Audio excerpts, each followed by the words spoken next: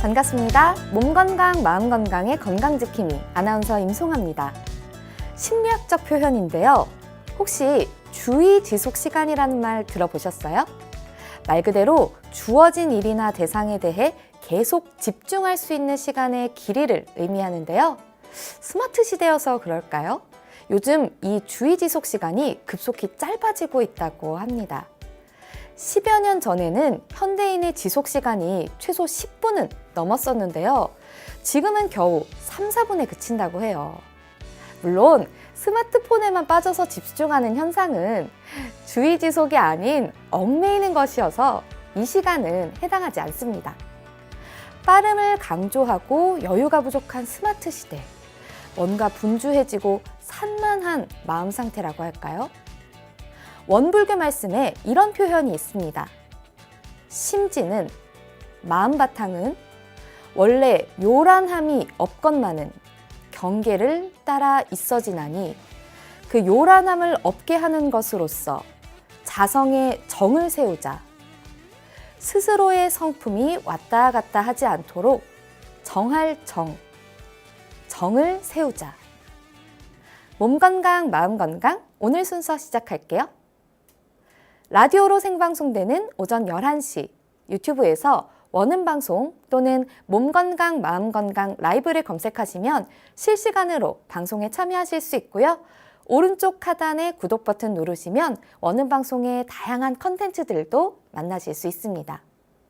오늘 몸건강, 마음건강, 서울시 영등포구 광덕안정한의원 제갈성원 원장님과 함께합니다. 건강상담 원하시는 분들은 전화주세요. 서울 02-8232-2000번, 서울 전화 02-8232-2000번이고요. 문자 상담도 가능합니다. 샵 8970, 우물정 누르시고 8970으로 보내주시면 됩니다. 짧은 문자 50원, 긴 문자와 사진 문자는 100원의 정보 이용료가 부과됩니다. 신청하실 땐 상담받으실 분의 키, 몸무게, 연세를 함께 적어주시고요. 얼굴 사진이나 아픈 부위의 사진도 함께 보내주시면 더욱 자세하게 상담받으실 수 있습니다.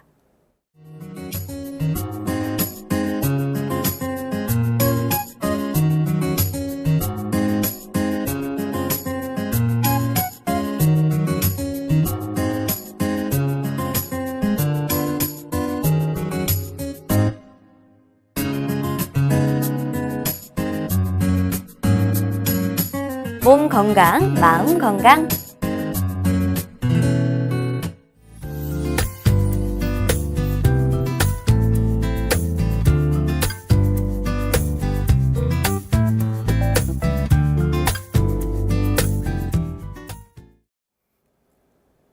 오늘의 미니 강의는 제갈성원 원장님과 함께 족저근막염에 대한 내용으로 진행합니다.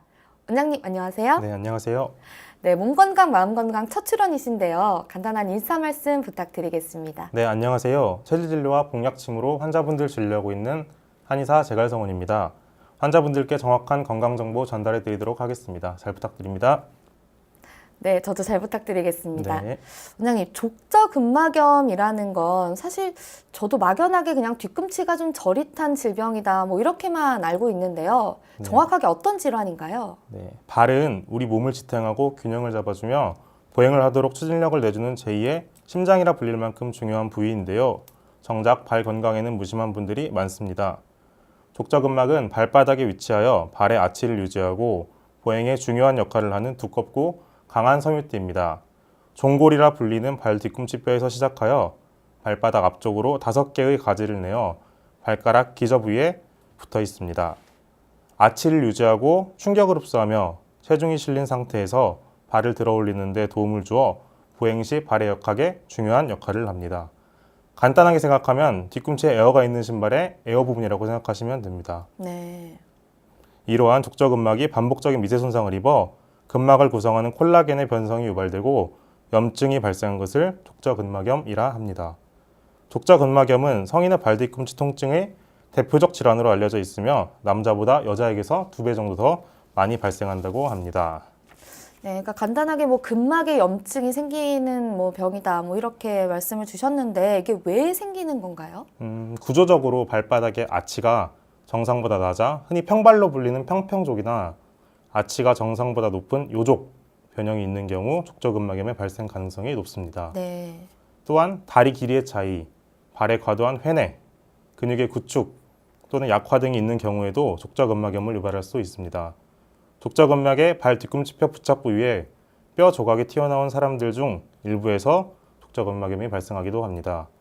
그러나 이와 같은 해부학적 이상이 원인이 되는 경우보다는 발의 무리한 사용이 원인이 되어 발생하는 빈도가 훨씬 높습니다.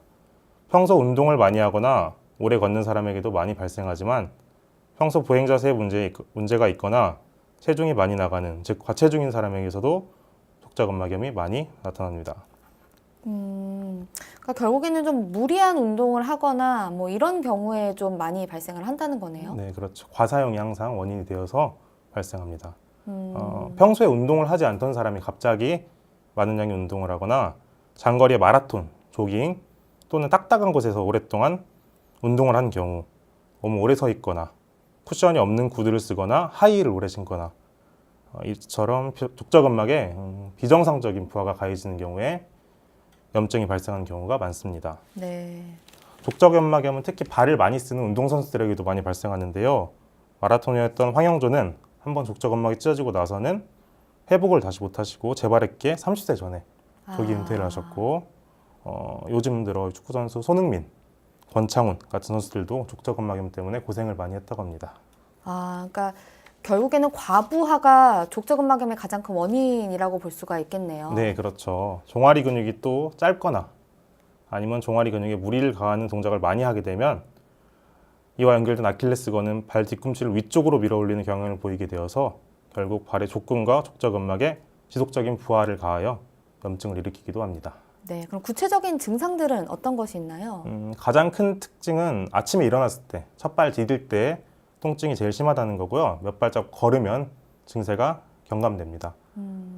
환자의 입장에서 느끼는 걸로는 수직으로 5cm에서 7cm 정도 칼날을 밟는 것 같다는 느낌을 받는다고 하세요. 네.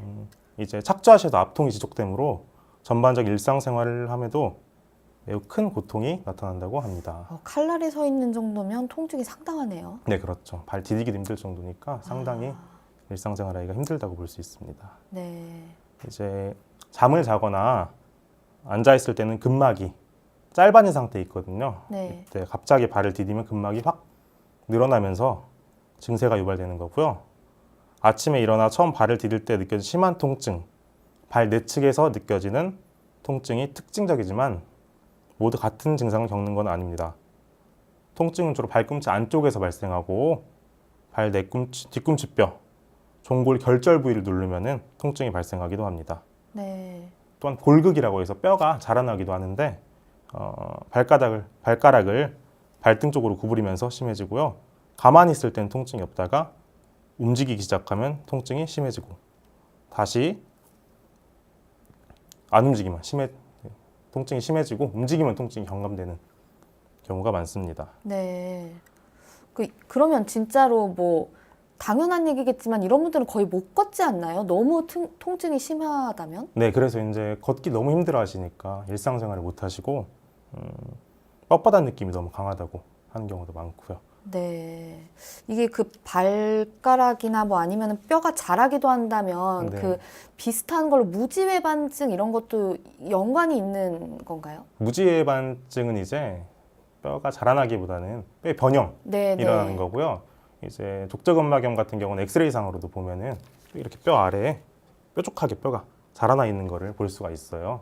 네, 그런 경우라고 볼 수 그게 있습니다. 왜 자라는 거죠, 뼈가? 지속적으로 손상이 반복되니까 뼈가 변형이 일어나는 거예요. 염증이 일어나고 회복되고 염증이 생기고 회복되고 반복하다 보면은 그런 경우가 있습니다. 네. 굉장히 상당히 심각한 병처럼 느껴지는데 그럼 진단은 어떻게 할 수가 있나요?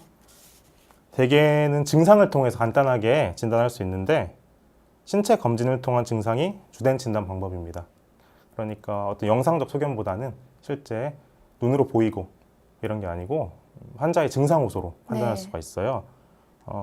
종골, 그 결절 부위의 압통을 확인하고 근막의 방향을 따라 발바닥에 전반적인 통증을 보이는 것을 확인할 수도 있습니다.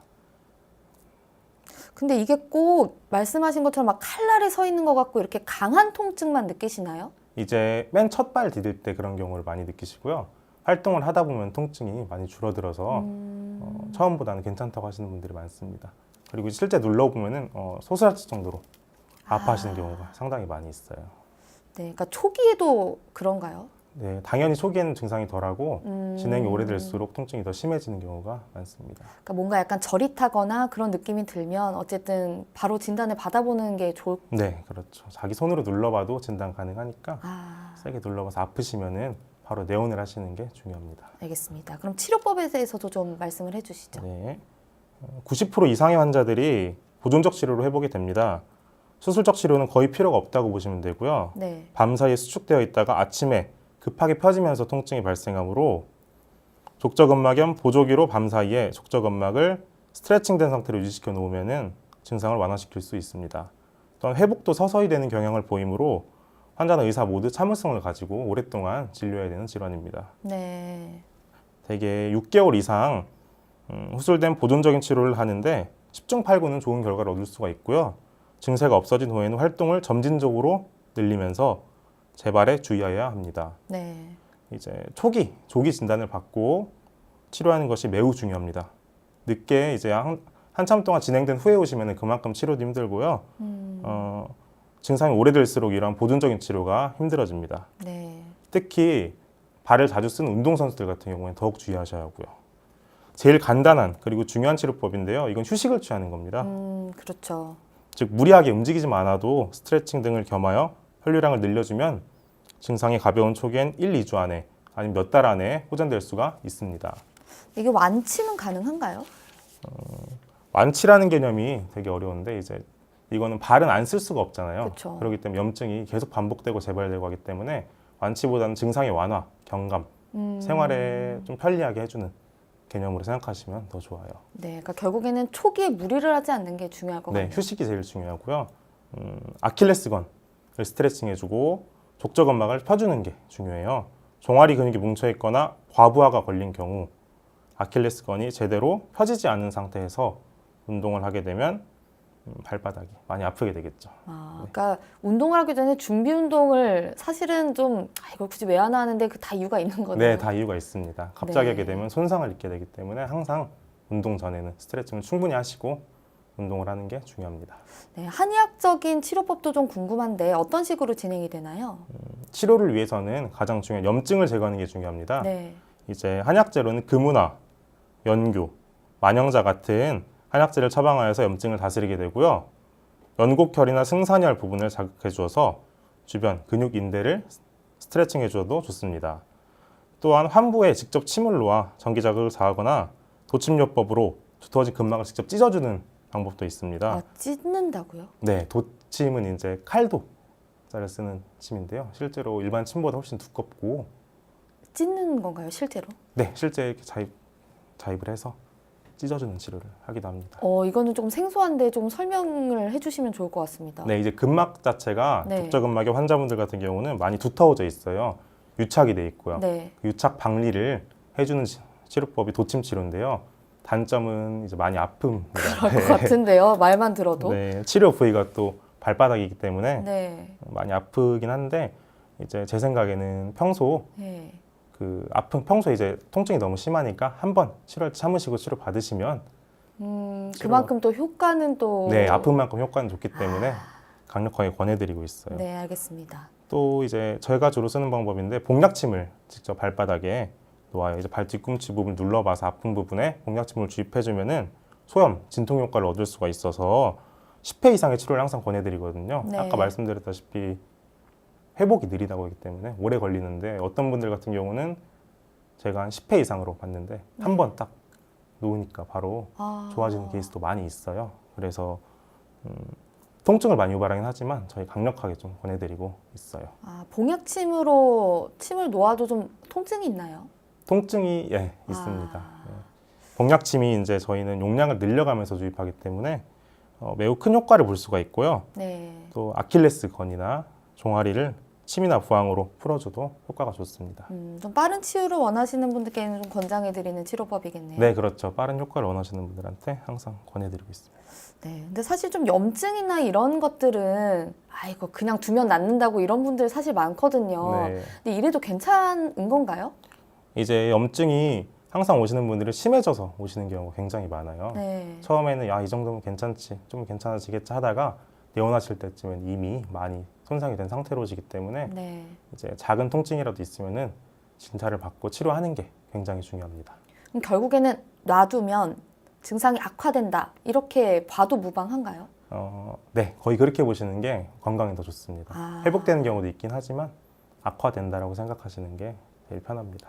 네, 결국에는 뭐 완치라는 개념도 볼 수 없고 굉장히 또 걸렸을 때 통증도 심하다라고 봤을 땐 예방이 가장 중요할 것 같은데 네. 어떻게 좀 예방을 해야 할까요? 이제 적절한 체중을 유지하고 무리한 운동을 하지 않는 게 중요한데요. 아무래도 네. 체중이 많이 나가게 되면 발바닥에 부하가 많이 걸리기 때문에 네. 족저근막염이 많이 생길 수가 있고요. 여성의 경우에 하이힐을 안 신을 수는 없지만 그렇죠. 네, 피하는 것이 좋고 네. 쿠션이 충분한 신발을 신는 것이 도움이 됩니다. 아까 말씀드렸다시피 발바닥에 에어가 있는 신발에 에어라고 보시면 된다고 했는데요. 네. 그렇게 에어가 충분히 있어야 병이 생기지 않고요. 낡아서 충격 흡수가 안 되는 신발을 신고 조깅, 마라톤 같은 거를 하지 않는 게 좋습니다. 또 증세가 오래될수록 보존적 치료 가능성은 낮아지므로 의심되는 증상이 있으면 빠른 시기에 진료를 받으셔야 합니다.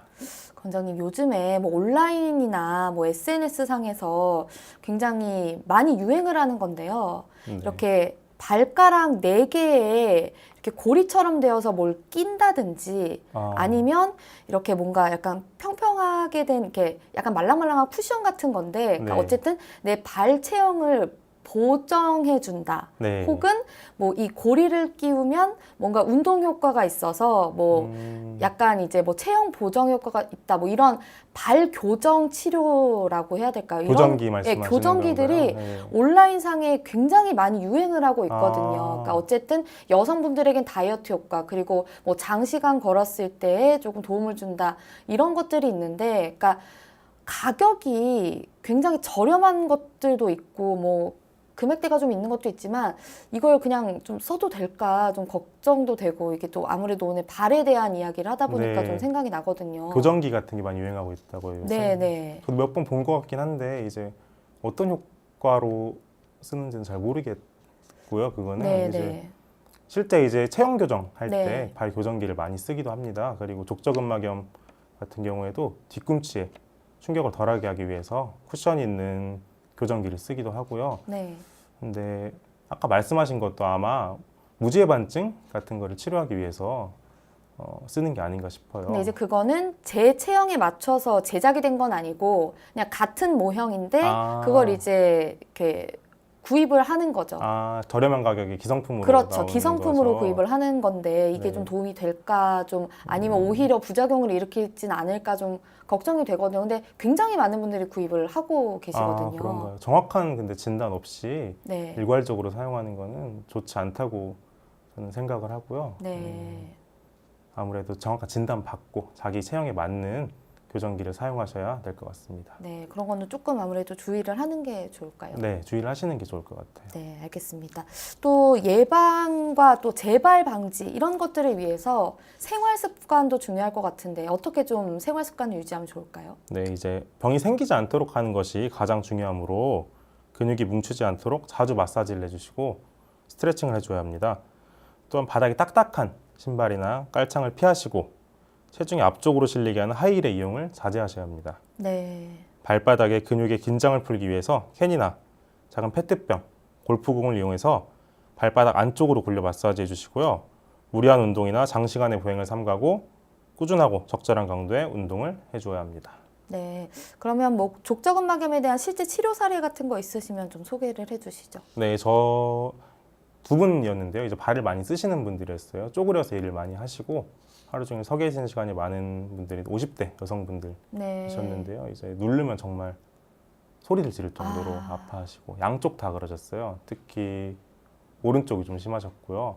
그래서 이제 처음에는 침 치료만 진행을 했고 종아리와 아킬레스건 치료를 진행했는데 호전이 없더라고요. 네. 그래서 봉약심 치료를 권해드렸고 3회 치료 하시고 통증이 반 이상 경감되셨는데 이제 아까도 말씀드렸지만 치료할 때 굉장히 발바닥에 직접 놓기 때문에 많이 네. 아픕니다. 근데 효과가 너무 좋기 때문에 그래도 계속 오셔서 치료 받으셨고 거의 완치 단계까지 가서 기분 좋게 가신 경험이 있습니다. 그분들은 얼마나 족저근막염을 알아오신 분들인가요? 한 분은 한 2년 정도 되셨고요. 2년이요? 네, 2년 이상 고생을 하셨고 이런저런 치료를 다 해봐도 효과가 없으셔가지고 내원하셨는데 금방 좋아져서 가신 경험이 있어요. 또 한 분은 한 3개월 정도 된 분이라서 그분도 짧은 시간에 오셔가지고 바로 치료하시고 가신 경험이 있습니다. 2년 동안 족저근막염을 앓으셨으면 정말 고통이 상당하셨겠어요. 네, 아침에 일어날 때도 항상 발 딛는 게 무섭다고 하실 정도로 그쵸. 힘들어하셨어요, 그분은. 그러니까 평소에도 좀 스트레칭이나 이런 것들을 꾸준히 해주는 게 좋겠죠. 네, 스트레칭 많이 해주시고 염증이 생기면 바로 내원하시고 항상 마사지를 많이 해주시는 게 중요합니다. 네, 알겠습니다. 네, 오늘은 족저근막염에 대해서 알아보는 시간이었습니다. 원장님 오늘 좋은 말씀 감사합니다. 네. 미니 강의 오늘은 제갈성원 원장님께서 족저근막염에 대해 자세히 강의해 주셨습니다. 미니 강의 함께 하시면서 궁금한 점 있거나 오늘 강의 주제와는 연관이 없더라도 평소에 건강 상담 받아보고 싶었던 분들 전화 주세요. 본인 증상은 물론 가족이나 지인의 증상으로도 상담 가능합니다. 서울 전화 02-823-2000번으로 전화 주시면 되는데요. 몸 건강, 마음 건강이 라디오로 생방송되는 평일 오전 11시부터 정오 사이 전화 열어두고 있습니다. 문자로도 상담 신청 받고 있는데요. 문자 참여는 샵8970 우물정 8970입니다. 긴 문자, 사진 문자는 100원의 정보 이용료가 부과되고요. 짧은 문자는 50원입니다. 건강한 행복을 만나는 시간, 여러분은 지금 WBS 원음방송 건강상담 프로그램 몸건강, 마음건강 함께하고 계십니다.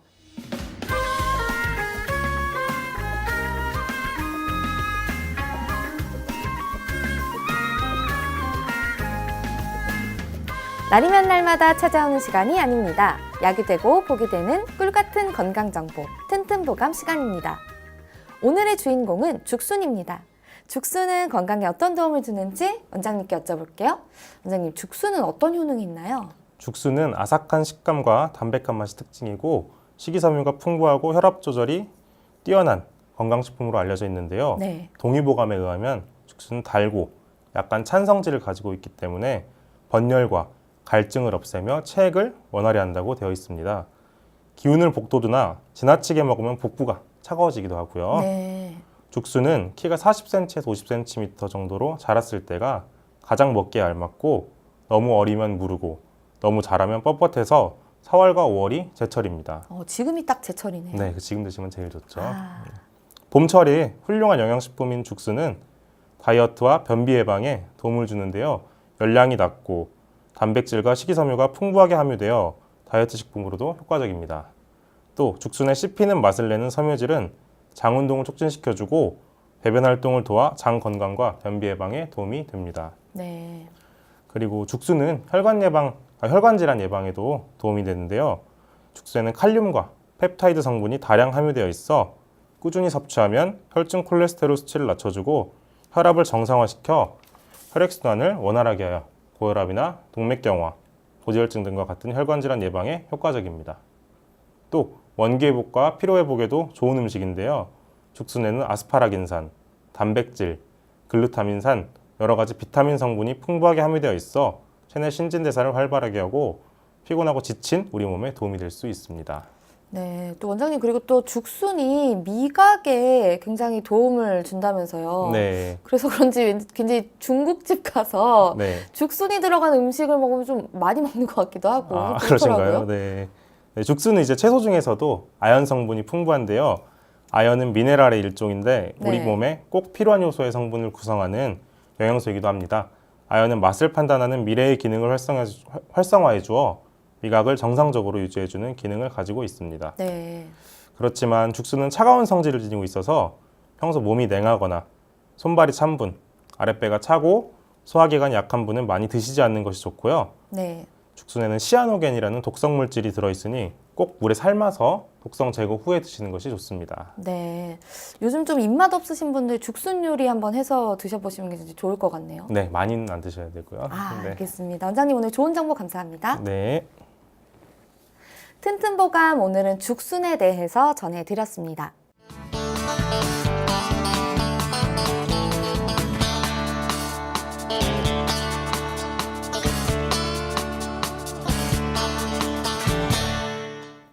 자, 그럼 오늘의 건강상담 시작해 볼 텐데요. 건강상담은 체질이나 상황에 따라 개인차가 있을 수도 있다는 점 미리 말씀드립니다. 상담 전화 서울 02-823-2000번입니다. 몸건강, 마음건강은 TV와 라디오를 통해 방송됩니다. 원음방송TV는 스카이라이프 채널 187번, KT 올레TV 284번, SKBTV 309번, LG U+, 278번, 딜라이브 159번, CJ 헬로 238번, 현대 HCN 549번, 제주 KCTV 375번, 금강방송 796번, 모바일 에브리온 TV는 채널 100번이고요. 라디오는 서울 경기 FM 89.7, 부산 경남 104.9, 대구 경북 98.3, 광주 전남 107.9, 전북 충남 지역은 97.9MHz입니다. 원음방송은 스마트폰으로도 만나실 수 있는데요. 플레이스토어나 앱스토어에서 원음방송 검색하시면 무료로 다운받으실 수 있습니다. 오늘은 제갈성원 원장님께서 친절한 상담 해드립니다. 자, 그럼 첫 번째 전화 받아보겠습니다. 여보세요? 예. 네, 반갑습니다. 예. 네, 본인 상담이신가요? 아, 부인이요.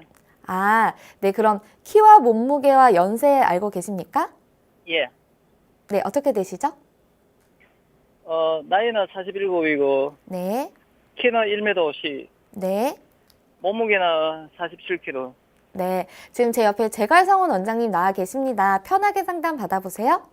예, 예. 네, 안녕하세요. 예, 안녕하세요. 네. 부인분 증상으로 예. 연락 주셨는데 어떤 예, 증상이 그- 심하신 거죠, 지금? 그 생리통 때문에 드는데, 네, 네. 10년 전에는 몇 개월 만에 한 번씩 그 좌측에 머리가 아프고, 네. 좀 심하면 많이 아프면 구토도 나고, 올리기도 구토도 하고. 하셨다고요? 예. 네. 한 5년 전부터는 한두 달 만에 한 번씩 또 그렇게 아프고, 예. 아, 매달 아프신 건 아니고 예, 예. 한두 달 만에, 두 달 만에 아플 때도 있고 예, 한 달 만에 10년 아플 때도 전에는 있고요. 몇 개월, 한 5, 6개월 만에, 5, 6개월 만에 아프셨어요, 최근에는? 예, 네. 예. 출산 지금 후부터 5년 아프다고 하셨는데 예. 출산은 언제 하셨죠? 한 4, 5년 됐어요. 14, 15년 정도 아, 되셨고요. 예, 그 전에는 원래 두통이 없으셨나요? 출산 전에는? 예. 그전에는 걔 안 했고, 예. 어떤 치료는 받으신 게 있나요, 혹시 그 사이에? 없고, 예. 그리고 치료도 아예 안 받으셨어요? 심하면은 그 한방 병원에 가고, 뭐, 약 먹고, 이렇게 또 하면 또 깔아앉고.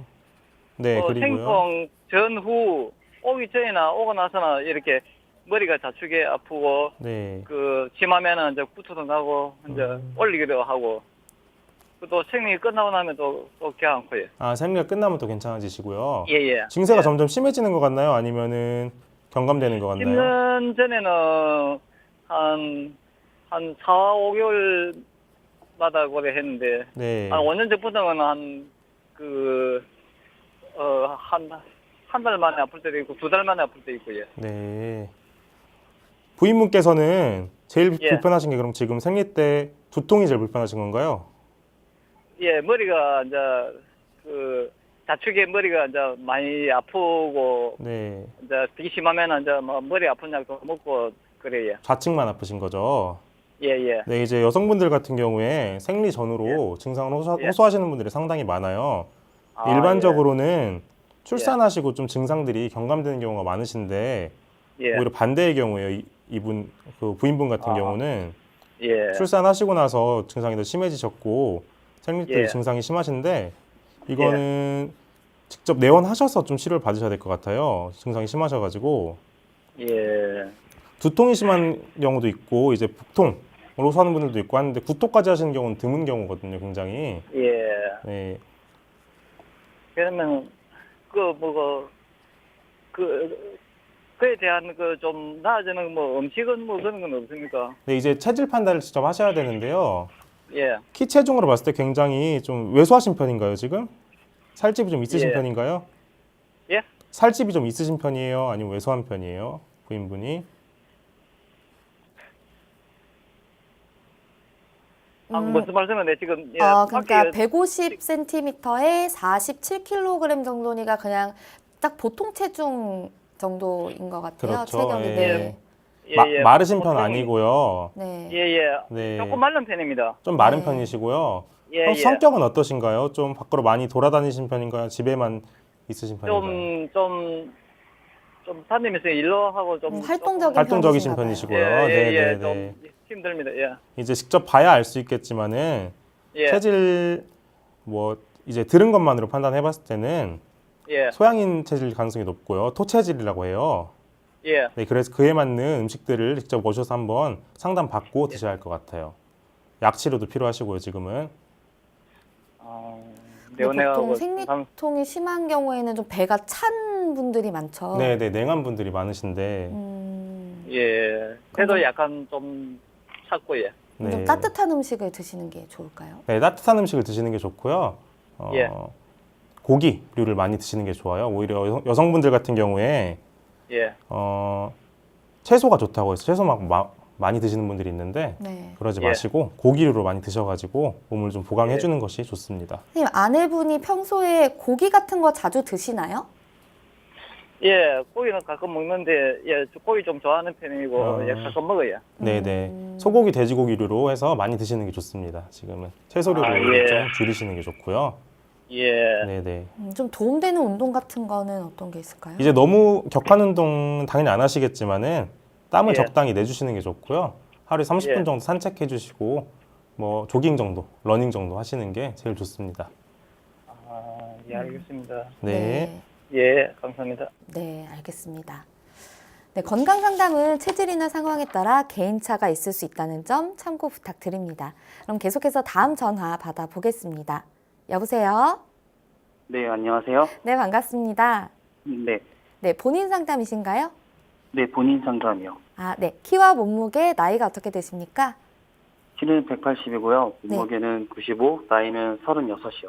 네. 지금 제 옆에 재갈상원 원장님 나와 계십니다. 편하게 상담 받아보세요. 네, 안녕하세요. 네, 원장님 안녕하세요. 네네. 제가 요즘 네. 허리에 통증이 좀 많이 오는 편이라서요. 네네. 네, 갑자기 예전에는 그렇게 허리가 아프긴 했었는데 그게 심하진 않았거든요. 네네. 근데 이제 아침에 일어났을 때랑 오전에 일할 때, 의자에 앉아서 일할 때, 그리고 이제 걸을 때, 서 있을 네. 때 통증이 너무 심하게 와가지고 아, 네. 네, 서 있기가 엄청 불편하거든요. 지금 거의 모든 동작에서 허리가 불편하신 것 같은데요, 들어보니까. 근데 계속 뭉쳐 있다고 해야 되나? 허리가 뭉쳐있는 느낌이 나세요. 네네. 계속 증상이 엉덩이나 하지 쪽으로, 다리 쪽으로도 있으신가요? 그건 아니고요. 네. 그냥 허리 부분만 그런 것 같아요. 허리만 그러세요. 네네. 네, 그러면 그나마 지금 상태가 많이 나쁘신 편은 아니에요. 증상이 악화되면은 다리나 엉덩이까지 증상이 있을 수도 있는데 허리만 있는 거는 그래도 치료 가능성이 꽤 높은 거고요. 다른 진단 받으신 거 있나요, 혹시? 예전에 병원 다녔을 때 뭐 디스크나 이런 거 진단 받은 적은 없거든요. 진단 받으신 적은 없고요. 네네. 평소에 어떤 동작을 많이 하시죠? 몸을 많이 쓰시나요, 허리를? 거의 대부분 앉아 있거나 서 있거나 그 정도는 하거든요. 앉아있거나 서 있으시고 네네. 운동을 따로 하시는 건 있으세요? 운동은 따로 하는 건 없습니다. 따로 하는 건 없으시고요. 네. 예, 제 생각에 예전에도 허리가 좀 아프다고 하셨잖아요. 네. 그때부터 계속 이제 손상이 있었는데 네. 치료하지 않고 계속 이게 진행되어 온 거예요. 안 아팠던 게 아니고 병 자체가 진행되고 있었는데 이제서야 이제 좀 크게 터진 거죠. 네. 그 전에 좀 치료를 받으셨어야 되는데 지금 와서 이제 증상이 크게 오니까 심각하게 느끼시는 거고요. 네. 이제 하지 증상이 없다는 건 다행으로 보셔야 되고 네. 앞으로 굽히거나 뒤로 젖힐 때 통증 언제 더 심하세요? 앞으로 수부를 더 굽힐 때요. 굽힐 때 더 심하시고 네네네. 뒤로 젖히는 건 크게 문제가 없으시고요. 네네. 네. 이제 저희 같은 경우는 요추부에 직접 공약침 네. 치료를 하거든요. 네. 공약침을 주입해 주어서 그 신경독이기 때문에 신경을 따라서 작용하기 때문에 허리 염좌를 치료할 수가 있어요. 이거 염좌에 준해서 치료하면 되거든요. 지금 증세는. 네네. 네네. 다른 치료는 지금 네. 그러면 환원 가서 그 침을 맞으면 호전이 될 수 있다는 말씀이시죠? 네네 그렇죠. 아, 그 전까지는 치료를 안 하셨는데 지금부터 이제 적당한 운동해 주시고 치료를 하시면은 요통 충분히 완화될 수가 있어요. 근데 혹시 그- 요통이 있는데 운동을 하시는 게 가능할까요? 이제 상태에 따라 다른데 만약에 너무 심한 분 같은 경우에는 운동을 할 수 없지만 어느 정도 운동이 가능하신 분들은 스쿼트라든지 데드리프트 같은 걸 해주어서 허리, 다리 근육을 강화시켜 주는 게 요통 완화에 도움이 됩니다. 좀 운동은 평소에 아예 안 하시나요?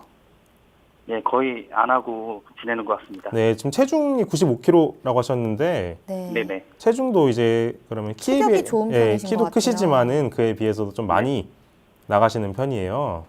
네. 네, 당연히 이제 체중도 좀 줄여주시면 도움이 될 수 있고요. 아, 네, 알겠습니다. 네. 식사량이 좀 많은 편이신가요, 평소에? 네? 식사량이 좀 많은 편이세요? 아니요, 식사보다는 그 음주를 자주 해가지고요. 아, 음주 횟수가 어떻게 되시죠? 음주는 일주일에 한 두세 번? 두세 번 정도요. 네. 네. 음주가 좀 이런 허리 통증에 더 악영향을 줄 수도 있나요? 네, 음주는 모든 음, 몸에 모든 질환에 악영향을 끼친다고 보시면 됩니다. 아, 그러면 일단 술을 끊고 운동을 해야겠네요. 네, 운동을 좀 해주시고 다행히 이제 네. 디스크 증상이라면은 많이 다리까지 신경 증상들이 있을 텐데 저릿저릿한 게 없고 찌릿한 게 없으므로 이제 네. 요추부 염좌로 보시면 될 것 같아요. 그게 계속 진행됐다고 보시면 되고요. 그거에 네. 준해서 치료하시면은 괜찮아질 수 있다고 봅니다. 네, 원장님 감사합니다. 네. 네, 감사합니다.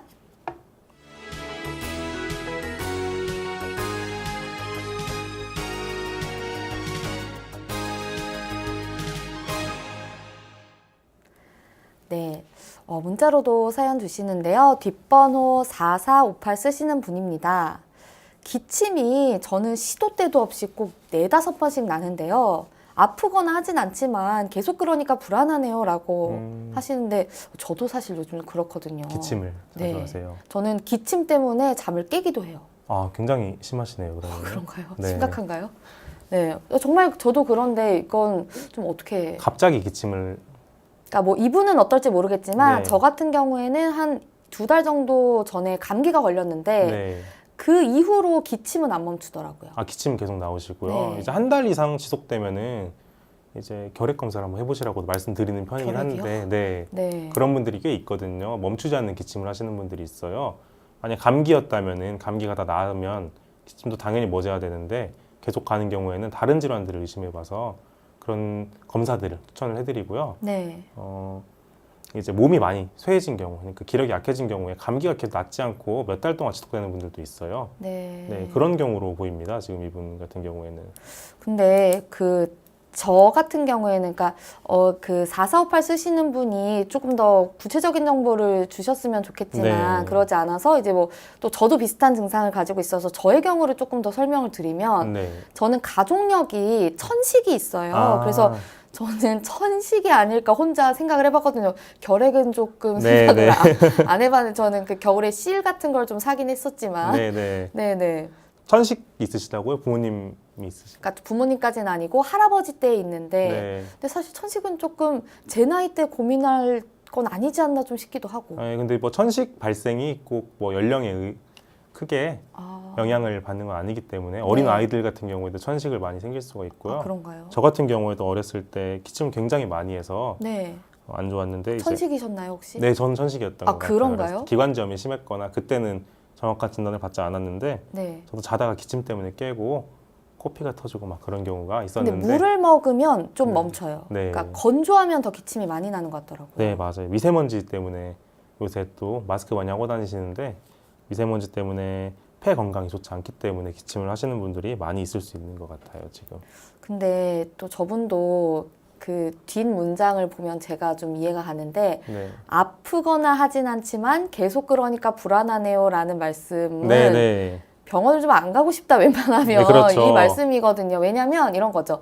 그러니까 정말 심각하거나 하면 갈 텐데. 네. 왜 안 가고 싶냐면요. 그러니까 저 같은 이유는 저분이 그러실지 모르겠지만 갔더니 별 증상 없네요라는 말을 듣고 싶지 않은 거예요. 그러니까 내가 오히려 이 그런 시간과 거예요? 네. 이 비용을 들여서, 그러니까 뭐 큰 비용이 아니더라도 내가 이 노력을 들여서 이 얘기 들으려고 병원에 갔나, 갔는데. 뭐 병원이나 한의원에 갔나, 이런 게 좀 싫은 거거든요. 저는 반대로 생각했거든요. 오히려 어떤 큰 질환이 네네. 병을 들일까봐 무서워서 아니 그건 아니에요. 못 가는 줄 알았는데 네네. 오히려 그러니까 뭐 여러 가지 경우가 있겠지만 네. 이 두 가지 경우가 다 해당될 것 같거든요. 네, 그래도 이렇게 불안하신 경우에는 내원을 하시는 게 가장 좋습니다. 치료를 하시는 게 중요하고 몸이 아프지 않는 게 중요하기 때문에 이제 어떤 불안감을 떨치기 위해서라도 꼭 오셔야 되고 그 시간과 비용이 내 건강과 비교하면은 별거 아니기 때문에 치료를 받으시는 게 가장 중요하죠. 말 나온 김에 저도 한번 진단을 꼭 받아보도록 네. 하겠습니다. 네, 뒷번호 6448 쓰시는 분입니다. 어머니가 갑상선 암이 있으셨어요. 그래서 살이 많이 빠지고 음식을 잘 못 드시고 피곤해 하셨던 게 기억이 납니다. 네. 저도 어머니랑 체질이 거의 흡사한데요. 혹시 갑상선암도 유전 가능성이 있나요? 라고 걱정 어린 문자를 주셨거든요. 네. 많이 걱정이 많으실 텐데요. 어머님이 네. 살도 많이 빠지시고 체력이 떨어지고 네. 하시는데 당연히 이제 모든 병들은 갑상선 암 같은 경우 특히 암 질환들은 가족력이 당연히 있을 수밖에 없어요. 그래서 다른 분들보다 집안 유전력이 없는 분들보다는 갑상선 암 발병 확률이 높다고 볼 수 있겠죠. 이분 같은 경우도. 네. 그래서 정기적인 검진 받으시고 하는 게 중요할 것 같아요. 그리고 어머님이 지금 갑상선 수술 이후로 체력이 네. 많이 떨어지신 것 같아요. 네. 그러니까 체중 많이 빠지시고 또 어떻게 그쵸. 되셨죠? 또 음식을 근데 또 빠지신 뒤에 잘 못 드시는. 식사도 잘 못하시고. 네. 네. 그럼 어떻게 좀 하면 좀 식욕이 돋우어질까요? 아마 지금 이제 약을 복용하고 계실 텐데, 네, 약을 계속 복용하시면서 이런 경우에는 전체적으로 몸이 그냥 떨어진 거예요. 기운이. 네. 암 수술 이후로 수술 후유증이겠죠. 아무래도 있던 장기를 당연히 떼어냈기 때문에. 네. 네, 이제 식이 조절을 하셔야 돼요. 자신에게 체질에 맞는 식단과 적당한 치료를 받으셔야 회복할 수가 있습니다. 좀 아무래도 좀 내키지 않더라도 일부러라도 좀 많이 드시는 게 좋겠죠, 이런 분들은. 네, 그렇죠. 이분 같은 경우에는 들어가는 것도 없기 때문에 이제 에너지를 낼 수 있는 거를 많이 드셔야 되는데 그걸 안 드시기 때문에 억지로 식사를 좀 해주시는 게 좋을 것 같아요. 식사량이 지금 어떤지는 모르지만 하시는 게 좋습니다. 이분 같은 경우에는. 좀 그리고 좀 어쨌든 갑상선암을 본인도 아무래도 좀 겪게 될까봐 걱정이신 네. 것 같은데 그런 걸 좀 예방 혹은 뭐 좀 그렇게 할 수 있는 방법은 어떤 게 좀 있을까요? 예방법은 네, 갑상선암을 예방할 수가 네, 어려울 것 같아요. 그거는 네. 사실 저도 이제 가족력이 대장암 같은 게 있는데 이제 대장 건강을 위해서 식사 같은 걸 좀 조심하고 이제 배변을 좀 잘 건강하게 하려고 노력하는 편인데요. 그런 네. 정도로만 해주셔도 좋고요.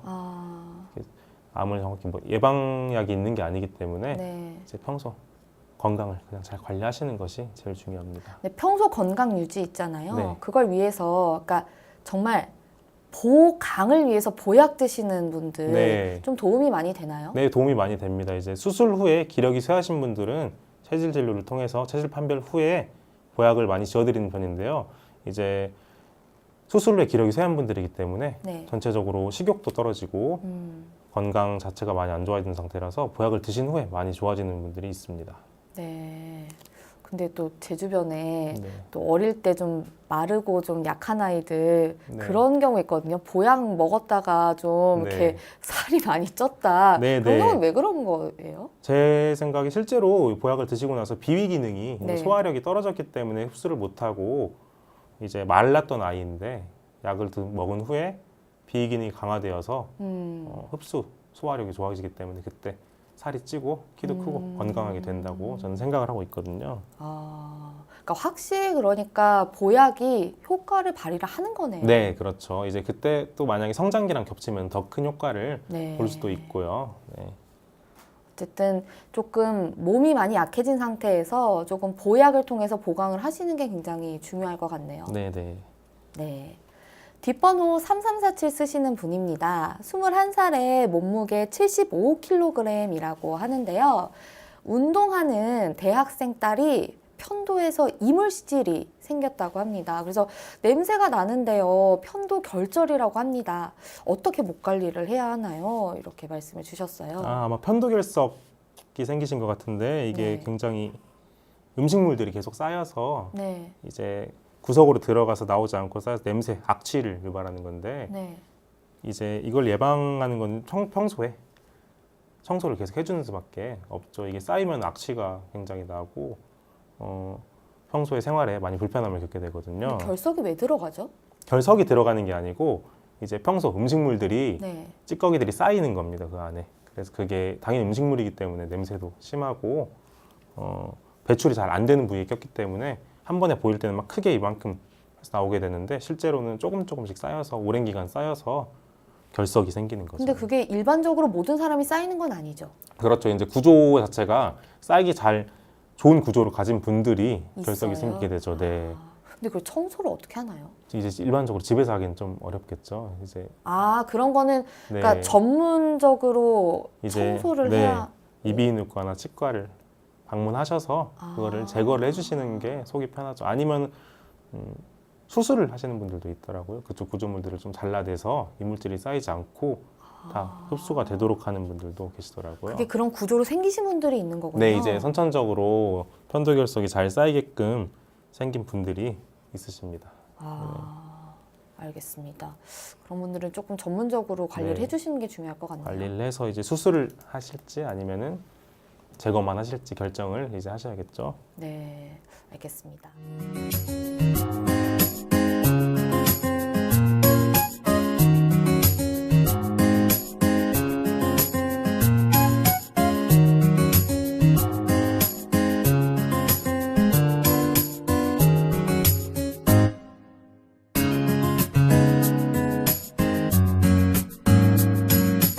몸 건강, 마음 건강. 오늘도 전화와 문자 사연으로 많은 분들이 참여해 주셨는데요. 상담받으신 분들 모두 건강에 도움되셨으면 좋겠습니다. 몸 건강, 마음 건강, 오늘은 제갈성원 원장님과 함께했습니다. 원장님 오늘 좋은 말씀 감사합니다. 네, 감사합니다. 다음 시간엔 한의사 최진용 박사님과 함께 할게요. 오늘도 건강한 하루 보내세요.